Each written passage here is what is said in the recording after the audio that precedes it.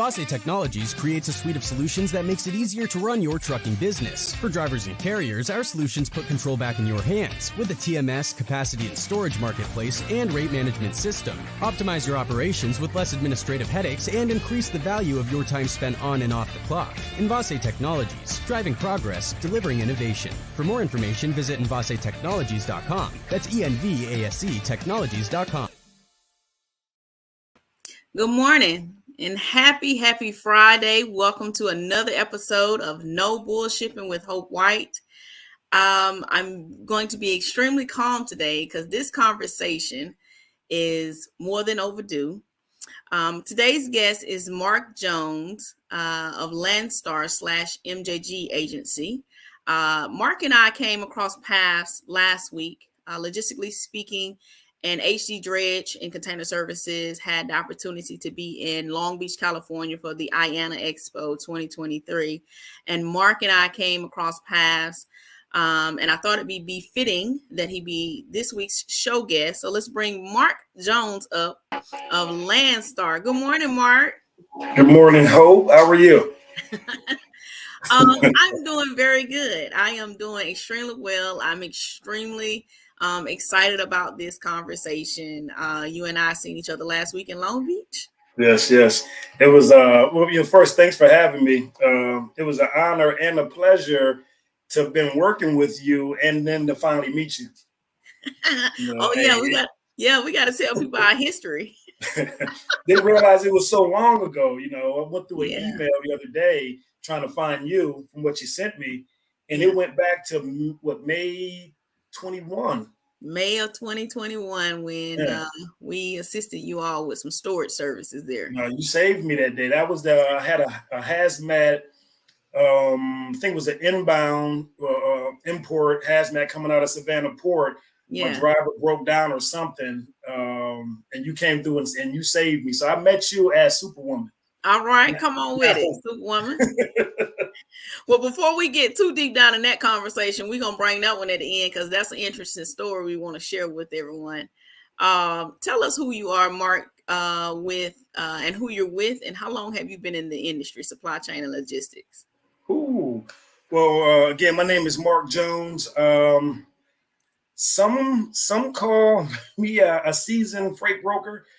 This upcoming January will make 23 independent years in the logistics. Started off as a owner-operator on the carrier side. Started my own brokerage in November 2004. Okay. So I ran. It's been a while. So I gotta, as I said, we're gonna make sure we keep it short. Okay. Yeah. That's amazing, Marc. That's half of my lifetime. Hey, it's funny because up until 2021, I knew no one basically that I could have this conversation with. So I've been in the corner doing this for about 20 years. Okay. All by myself, for a bunch of headaches, lessons, tricks learned, but I couldn't share them with nobody because I didn't know anyone. Absolutely. We're going to talk about that too, because part of my program, logistically speaking, is being able to share some of those tips and strategies with, other blossoming freight brokers. So it's so glad that you've made it thus far and you're weathering the storm. And over this time, because I know you've seen some things. So we're going to talk about it here in today's show. So you said your specialty is freight brokerage. So with you being a freight broker, right? Mm-hmm. Do you hone in any special niche of freight brokerage? Are you moving any like refrigerated goods or agriculture or steel, anything like that? Or it's just all over? Well, I hate to say like it's all over. Mm-hmm. Well, again, it's not like I've been doing it for 5 years. So when I first started, I ran my own from 2004 to 2010. Okay. And when I did that, all I could do was full truckloads and partial. That's all I knew. Mm-hmm. And so for those 6 years, I mean, I'm not gonna say I mastered the full truckload route, but I could do a full truckload van, reefer. We don't do a lot of reefer, flatbed and step deck. So we did that pretty well. But when I partnered with Landstar, like my network just grew overnight, just like that. Right. So I was able to offer my customers like every mode of transportation. So awesome. first thing I did, we had to get that LTL under our belt. There's a lot of LTL, which I call the turtle, because it's just constantly going. It's going to win the race, Yeah. So we did the LTL. And so we do pretty well with that. But our biggest niche would be the ocean drayage. Okay. And again, with Landstar, we're everywhere. So another good niche or specialty of mine is location. So we do a lot of ocean drayage in the U.S., Canada, and we're moving into Mexico as well. Can I expound right there before Sure. we go too far down in there? Told you, catch me because I go. Come on with it. So you became a freight broker as a single, entity, or as we call it, a solopreneur, right? Yep. Talk about your journey as a solopreneur, as Marc Jones, the freight broker, to why you chose to partner with Landstar.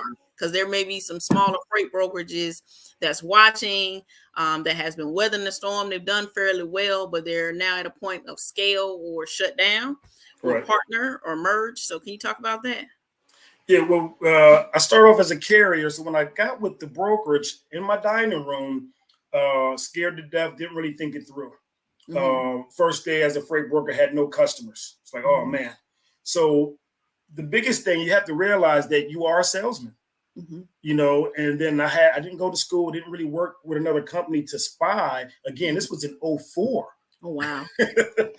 So all the tools out now, we didn't have them then. So I had to buy a mirror to look at my self-talk.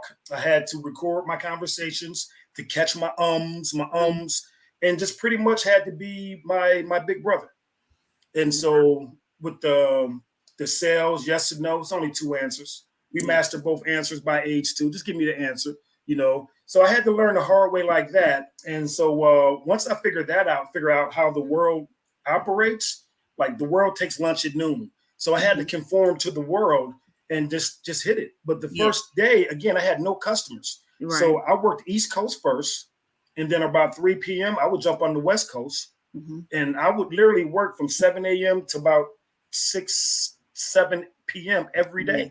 Because I had nothing to do. I had no customers. So I'm on that phone just hitting it. The biggest thing is that momentum and being a robot and knowing what you're doing the day before, you know what I'm saying? So when you wake up, you're already hitting the pavement. So little stuff like that helped me out a lot. Helped you out a lot, yeah. When, many came to know me from my freight brokerage that we previously had, HD White Logistics. And part of my success story was when I transitioned out of corporate, I kept beating the pavement as if I had to report to corporate every day.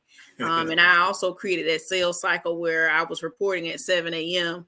and basically in the office until 6:30, 7 o'clock every evening, because I also wanted to catch the East and the West Coast and the Northeast and the Central Standard Time, so that I was just all hitting on all pistons. And I think a lot of small brokerages don't consider that when they're in their own time zone with, pursuing their customers.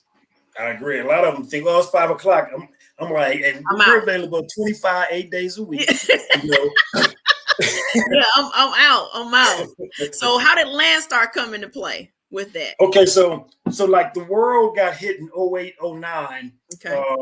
And as a first broker in 04, I really didn't start making any money. I started November 04, end of January 05 when I first started seeing money. So I was only doing full truckload and partial. So in 2010, it got tight for me. And my customers were starting to go LTL route and different stuff like that. So I couldn't compete. So I closed down. I went back to the trucking route, bought a truck, put a driver in my truck. And then I was looking at about 4 other brokerages to partner with. Because before that, I knew nothing about being an agent. If I did, I probably wouldn't have started my own. So I looked at 4 companies. I ended up choosing Landstar to partner with because of their longevity and their strength. And the first thing, like everyone else, when you think partnership, you're looking at what you're giving away. And so being a broker in this logistics industry, it teaches you how to look at every angle. You know what I mean? So looking at the partnership, I'm looking at what am I giving up, but then I also looked at what am I gaining?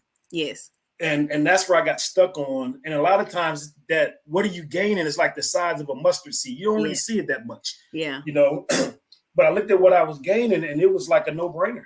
And so then, of course, you want to get with a company. You want to make sure that what they say and how they walk is identical. And with Landstar has been that. Yeah, you got that support that you needed. Oh man, it's again, you hear it, but when you feel it and see it, it's different. It's different. It's different. It's different. Well, I gotta tell a few people hello because we got quite a few on this morning. Good morning to Charlene Johnson. She says happy forward thinking Friday, everyone. We have Jamal Ford. Good morning. Looking forward to this great episode. Hey, Jay Ford. Roberto Gittin says hi from Panama, the greatest logistics hub in the region. Okay, Roberto with the plug. We need another container. We need another vessel in the Panama, though. In the Panama, we got to wait till the water come up, right? Cameron says hello. We have Journey Masters Logistics out of Atlanta checking in. Says good morning. Thank God it's Friday. And then we have Freight Lady BJ joining us this morning. Says good morning. So normally I ask Mark, what changes have you noticed in the last 6 months? That's always my pivotal question, right? Yeah. But this market, oh my, hanging on by the fingernails. You hear me? Amen. You see how I kept my fingernails down. We hanging on by the fingernails, okay? What changes have you seen in the last 60 days? 60 days. You know about this market. Hey, at first everyone's like, hey, don't worry, just hold on. Next quarter. Next quarter. We out of quarters. We're in the last quarter. You don't get before to make $1. And so it's funny because I'm telling my team this in January, right? Yeah. They ain't believe me. Second quarter, they start seeing other people and they start being a little bit relaxed. I'm like, see, it ain't just us. Yeah. But what I'm seeing is that the rates are going back to what they used to be. Yes. Yeah. I remember when I had my trucks, I closed the trucking side down in like 2020. But we were just striving to move our trucks every day for about $1,000 a day. Yeah. $189, $2 a mile. But I see it's going back to that. It looks like it. It definitely has hit that in the Savannah market. Yeah. It's been consistent in that realm for at least 90 days now. It's tough. And I tell people, and if you can go lower for your customer, you better do it. Yeah, I don't know about that, Mark. Now I know. Gotta keep the lights on. I don't do business for free. Well, I got a candle account. You got a candle account? Yeah, I definitely don't do business for free. But I mean, you're absolutely correct. You must do what you need to do to maintain those relationships. But I think for freight brokerage specifically, it is important that you maintain your sales cycle. A lot of people forget about that. Once you start doing business, you forget. I'm good. You get comfortable, you get set. But a great freight broker should always keep a running sales cycle. You should always be hitting the pavement. And I think as solopreneurs, we get in a silo, like, it's only me. If I do get a new customer, how am I going to be able to grow? So Mark, what is your advice there to someone who's feeling like, okay, if I add more customers as a solopreneur, what should I do? I've always approached it at a slow pace. And just because you get a new customer doesn't mean you have all of their freight. And the customer will like you more if they see that you know your boundaries. Yes. You know what I mean? Yeah. But I had a customer and he was it was a long time ago when I first started. This was before Landstar, but I really had to tell this customer something, but I was afraid to. It's like, if I tell this dude something, he's gonna stop feeding me. You know what I mean? Yes. But I had to tell him. And when I told him, that's when I realized that they respect that more. Yeah. You know what I mean? So my biggest take on everything is be yourself and be honest. Yeah. You know? Yeah. In your experience with Landstar or just in your own agency, what has been your biggest challenge for your operation given all the changes? Rates. I would say the cost. I have some customers where we're good for a year. So that gives me time to, don't worry about it. I have some customers every quarter. Mark, we get some very aggressive rates. What you got? Right. I would love to hope that my customer service would just keep us there, but that's not the case. Yeah. So just the pricing and whenever like I know when you pricing, at some point it's an anxiety point where you got to throw a dart in the dark almost with your eyes closed because in a prayer, Yeah. So for us at AC Dredge, which is the trucking side of my business, we're not we're being very strategic about who we partner with moving forward for 2024. We can no longer afford razor blade margins, if you will. And so for us, our challenge is, of course, rates. But now that we're in Q4, it seems like we're having a lot of mechanical failures. We're having a lot of maintenance, a lot of service failures on our trucks. So for us, it's rates, mechanical failure, fuel cost, and then the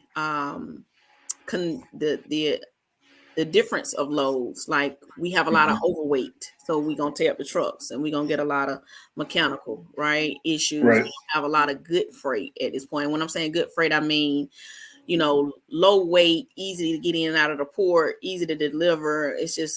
We just been experiencing some challenges there, so it's kind of on all pistons with us. Okay, it reminds me of like I tell folks every day I put on a batting helmet, go to the batting cage, right?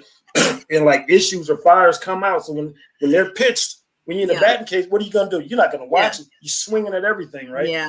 So we just swing it as it comes, and you never know what the issue's gonna be, right? Yeah. So, Mark, I want to ask you a question here. So we were at Ayana last week, right? And just first of all, tell me, what was your experience at Ayana? That's like my third time going. I go every year now. Okay. It's amazing.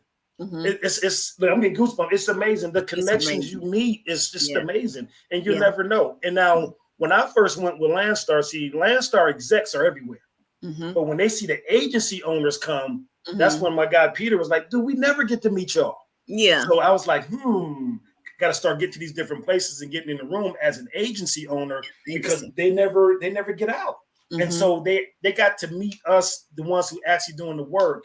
And so I would suggest everyone go. Yeah. Ayana for us this year was our first time. We're a member of Ayana. We became a member beginning of this year. Again, as small business owners, we want to make all the money, but we don't want to spend it in good places, right? So I questioned, went back and forth. Should I join Ayana? Because I've joined so many other organizations in my previous time, and it's just been duds, right? And so we made the commitment. By far, it was the best decision that we could have made for the business, because came Ayana Expo, right? And if you're watching and you were there, please share your experience at Ayana this year. And if you have any questions or comments for myself or Mark, definitely make sure you put it over in the comment section. But Ayana was amazing for us. You had the best booth. That's what they said. That's what they said. Double-sided booth. Yeah, we had a double-sided booth. We were very blessed, very fortunate. Again, we started planning for Ayana back in April for August. And that's another key with small businesses trying to prepare for these events. You don't have to wait to the last minute to do it. Prepare, right? So we planned our booth out. And it was amazing, right? I gotta hit Ayana right here, right? Ayana, the carpet was woo-wee. I'm not gonna name the price, but baby, that carpet was Aladdin for sure, and it sure brought some magic to our booth. We met with so many new potential customers, so many new opportunities were bestowed upon us, so many relationships were formed, and for me and my team, the brand visibility was amazing, right? Yeah, it was amazing. And your team's awesome. Yet your team's energy is awesome. It was just electrifying, positive. So it was like a magnet. Yeah, you know what I mean. And then even when I got over there, I think everybody was busy. I just stood there. Yeah, it's like anyone lead the carpet, you know. Just stood there. So, would you suggest, Mark, to smaller solopreneurs or smaller trucking companies that's looking to start doing networking events, or could you suggest to them how important it is with going to those type of events and building those relationships? Because we also have another one that's coming up that's big, which is Freight Fest in Houston. Freight Fest, yeah. Well, I think it's very to as many as you can, respectfully. You can't hit them all, but definitely my thing's been like this for years now. Something I'll be like, I don't want to do that. I don't like that. That's the ones I'm going to first. I'm going to the ones that I don't think I like because I get the bigger jewels out of those. Say you know it. What I mean? Those are the ones that make you uncomfortable. Those are the ones that don't look like there's nothing there. Those are the ones. Those are the ones. And it's funny because when you go, and whether you get something at home from online or in person, a lot of people don't understand that when you get something, it may not be time to use it. Yeah. You know what I mean? Now at Ayana, I'm sure you met folks as soon as you met them, you was probably moving freight while you were there. Immediately.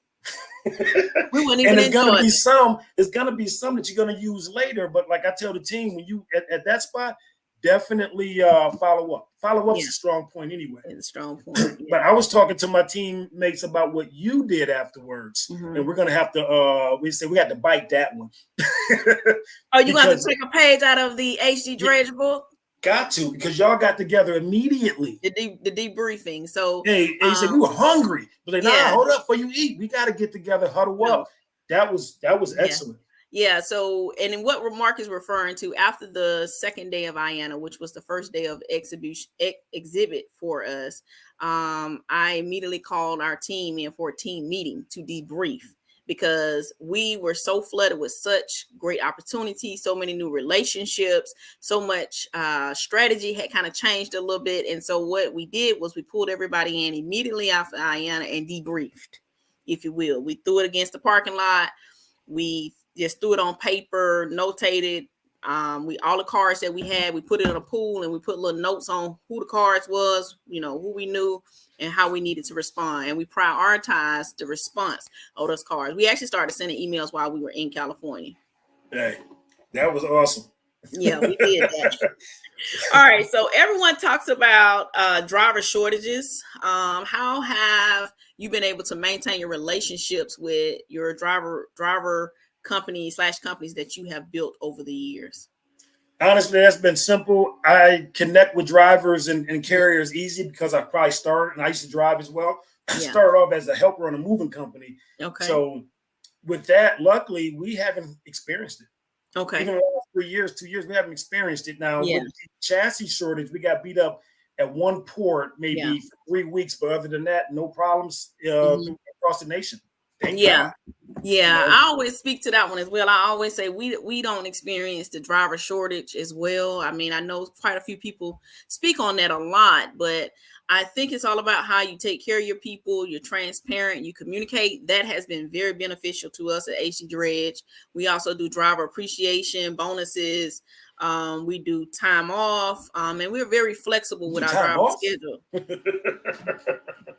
We're very flexible with our driver schedule because we're a small team. So we try to, understand everybody is, has life going on, and we accommodate that as such, but business is still business. So that has been very fruitful for us, and we don't have any challenges with driver shortages. I thought it was just me. It's like, I ain't bragging, but it's been lucky. And every carriers that we tend to deal with, they come back, Marc, can you keep us busy? So they want to become married per se. You know what I mean?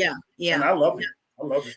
So what does the next, and the question I always ask here is, what does the next 3 years look like for you? But I know we're hanging out with fingernails right now in this fourth quarter.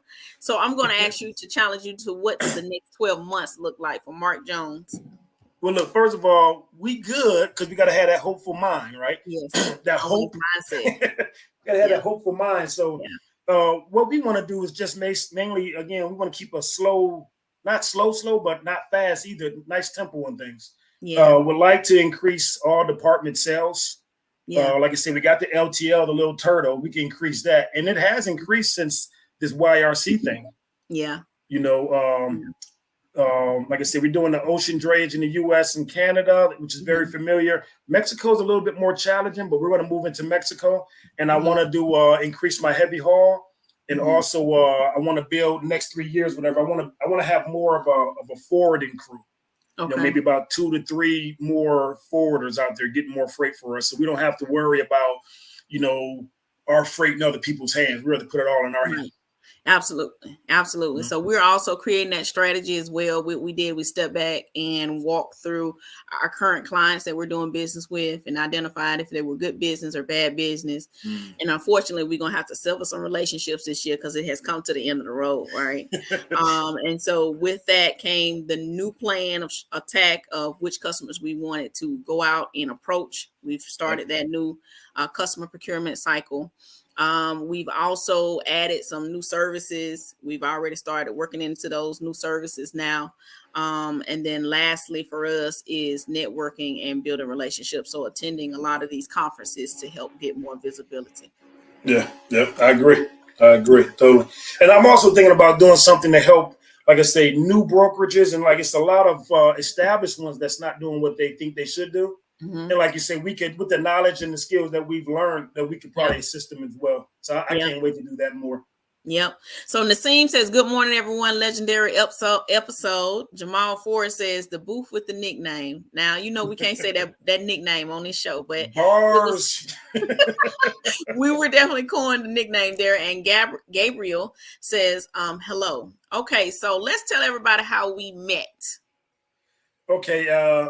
I was, I ain't gonna tell you how I got into the drayage, but I was doing drayage, and at first I was only doing it for one of my customer, which was a custom broker. So we're doing that. So then worker of mine was, hey, have you ever thought about, doing with other ones? I was like, nah.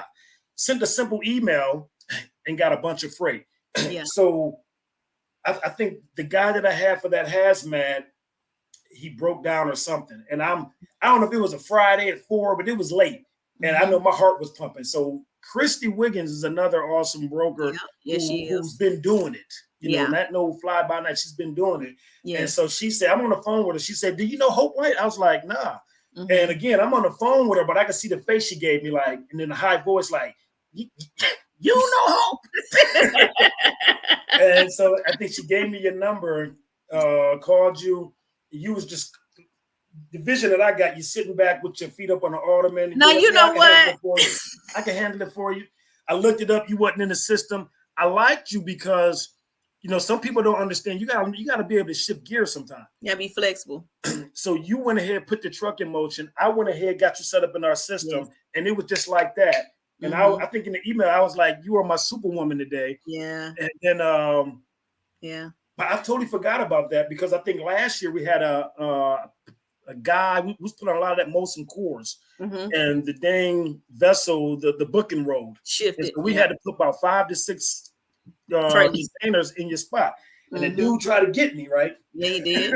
And get us. Indeed. He tried to get us. And then I was like, man, it's like $3,400. I did not want to pay it. Yes. But I was like, you know what? In this industry, a word of mouth is a. So I had to pay you first. I ended up going after him, and I did get my my money on that one, so it worked out good.